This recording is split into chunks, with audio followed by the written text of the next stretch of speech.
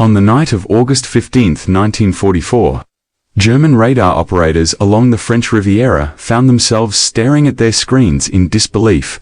At first, there were dozens of pings, then hundreds, many of them large enough to be unmistakably warships. They seemed to be heading straight for the beaches between Les Sayet and Caen. Intercepted Allied radio chatter confirmed their fears. This was it. Another invasion, a second D-Day unfolding before their eyes. In panic, German coastal defense units scrambled to action.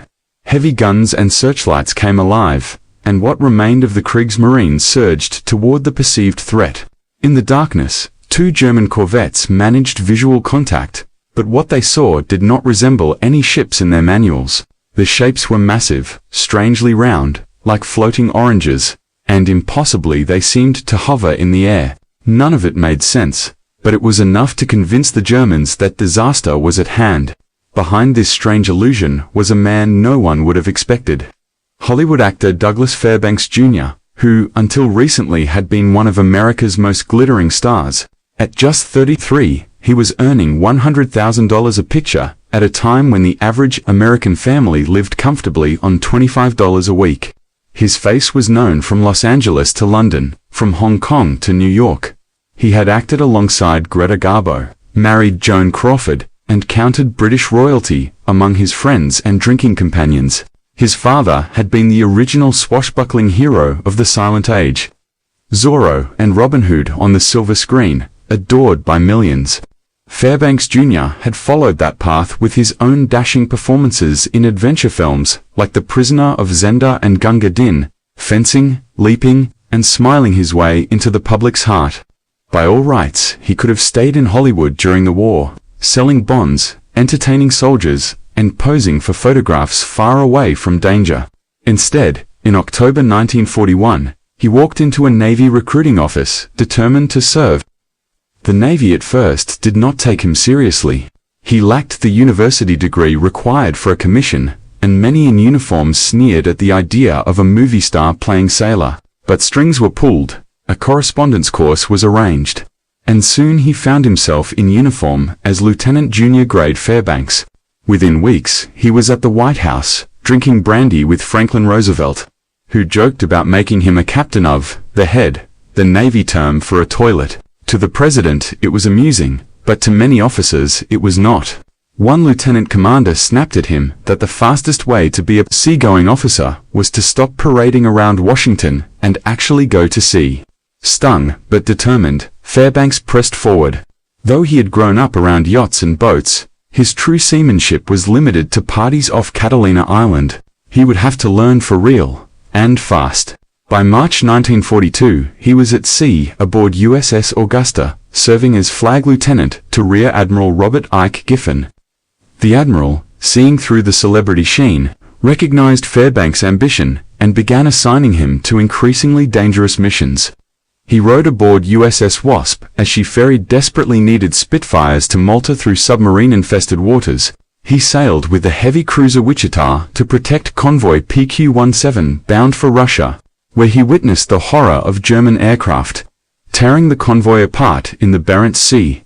24 of 35 merchant ships were sunk, along with thousands of men and supplies meant for Stalin's armies. It was a devastating loss that left Fairbanks shaken and filled with a desire to strike back. He wrote to Lord Louis Mountbatten, whom he had known before the war as Dickie, the aristocrat who now commanded Britain's combined operations, masterminding commando raids against German-occupied Europe. Soon Fairbanks was training alongside Britain's toughest fighters at HMS Tormentor on the Isle of Wight, where commandos were drilled in live fire, knife fighting, and ruthless close combat. Then he was sent north to a Knockery castle in Scotland, where veterans of Dunkirk and Dieppe taught him unorthodox tactics. One sergeant told him to forget what the Navy had taught him. Wars were not won with bigger guns, but by making the enemy look in the wrong direction. Fairbanks absorbed it all, fascinated. He joined nighttime pajama raids, crossing the channel in small boats to hit German outposts, sowing chaos and vanishing before dawn. On one raid, he saw how commandos fooled an entire German battalion by blasting tank noises through hidden speakers. convincing them that panzers were flanking their positions. It was theater, and Fairbanks, the actor, suddenly realized he had found a new stage. By November 1942 he was back in Norfolk, cornering Vice Admiral H. Kent Hewitt with an idea that sounded outrageous. Let him build an American unit devoted entirely to deception, using sound, smoke, radar tricks, and illusion to mislead the enemy. Instead of laughing him off, Hewitt listened. Every invasion was going to cost blood, but if deception could misdirect even one German division, it was worth trying.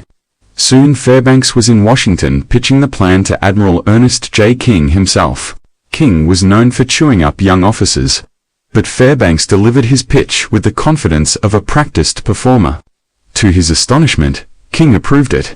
On March 5, 1943, authorization came through to recruit hundreds of men for a unit that technically did not exist. Fairbanks found the perfect partner in Harold Biegmeier, a theatrical sound pioneer who had engineered Disney's Fantasia.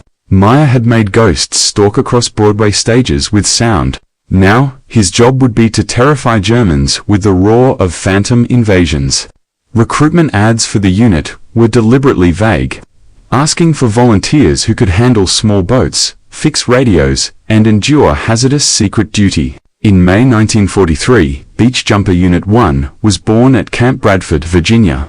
They trained with plywood rescue boats outfitted with heavy machine guns, smoke generators, rockets, and Meyer's 800-pound sound systems that could project engine noises and battle sounds for miles. Their first test came with the invasion of Sicily in July 1943. The plan was to convince the Germans that the landings would take place at Cape San Marco, far from the real beaches. The first night was a disaster, heavy seas scattering the boats and forcing them back. But on the second night, under calm conditions and darkness, they unleashed their show-recorded engines, anchor chains, officers shouting orders, smoke screens, radar balloons, even live gunfire. The Germans lit up the sky with searchlights and poured shells into the water, convinced a real invasion was underway. An entire German division froze in place, guarding against a phantom army, while Allied troops stormed the real beaches elsewhere. The beach jumpers had drawn blood with illusion alone. Encouraged, Fairbanks pressed further. He personally led raids to capture Italian islands during Operation Avalanche. Using smoke, sound, and bold bluffing, he and his small force took Venetine, Ponza, and even Capri with minimal resistance. He strode into harbors with a Thompson submachine gun, leading paratroopers and OSS agents, while destroyers fired a few shells for show. Italian defenders surrendered, Germans withdrew, and whole islands fell to a force that was more performance than power. It was outrageous, but it worked. By 1944, the beach jumpers faced their ultimate test. Operation Dragoon, the invasion of southern France. Their job was to make the Germans believe Allied forces could land anywhere along 300 miles of coastline, splitting into eastern and western groups. They created phantom invasion fleets with radar illusions and fake radio traffic, while the real landings struck between Nice and St. At one point, German corvettes nearly trapped the tiny deception flotilla, but through smokescreens, daring maneuvers, and sheer luck, Fairbanks' boats managed to fight back until a U.S. destroyer arrived to smash the enemy. The Germans, focused on the phantom attacks, delayed sending reinforcements, giving the real invasion room to succeed. The beach jumpers had pulled off one of the most daring deceptions of the war. Fairbanks returned home after the fighting ended. But though he went back to Hollywood, his career never reached its pre-war heights. Perhaps it was because he had lived something no stage or screen could match. His innovations in deception shaped the future of naval operations, and his service earned respect far beyond the world of film. Decades later, when asked how he ranked his wartime service compared to his extraordinary Hollywood life, he did not hesitate. He said it stood very high indeed. For years he had played heroes on screen, but in war, he had truly become one. Asterisk.